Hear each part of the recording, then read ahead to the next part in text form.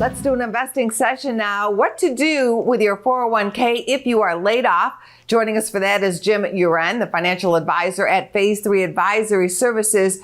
What's the best option with that 401k, Jim, if somebody is laid off?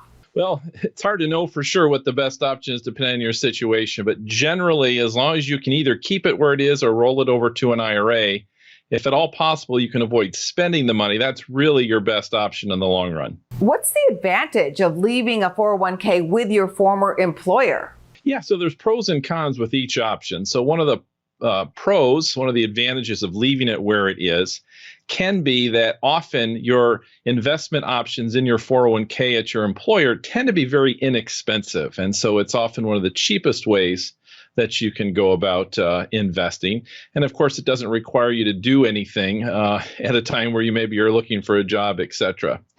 However, on the flip side, the investment options can often be quite limited at the former employer, and you don't tend to get really much in terms of help in deciding what to invest in. You don't have a professional helping you, and you probably don't have anyone really at the company helping you. So there's some pros and cons of leaving it where it is. That's good to know, because I would have thought I'm moving on and so is my money. By the way, what is the rule of 55? So the rule of 55 is another reason that you may want to leave your 401k at your current employer. If you are turning age 55 in the year that you leave that employer or are older, you're actually allowed to pull money out of your 401k without paying the normal 10% penalty you would pay if you're under 59 and a half. So it can be a great way, if you're going to need funds in that interim between jobs, to get some money out of that 401k. As you mentioned, if you have that 401k, it is not a good idea to cash it out.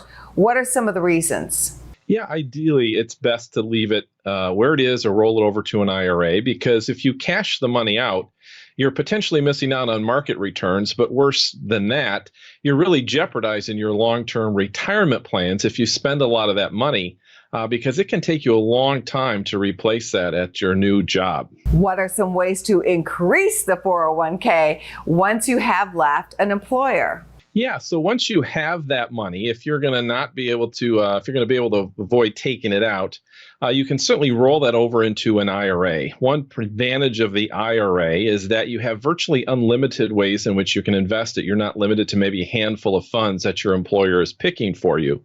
And on top of that, you can often get professional advice. If you want to work with a professional advisor or money manager, you can work with him or her to help you pick the investments that are going to help you get that money and grow it where you need it to be in order for you to be well prepared for your retirement years. Any other tips, Jim? No, other than look very carefully at your cost. Whatever you're going to do, costs make a big difference in investing. And when possible, if you need professional advice, it can be well worth the effort. Great tips. Thank you as always.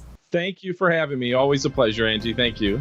Go to businessfirstam.com for where to see our show on TV.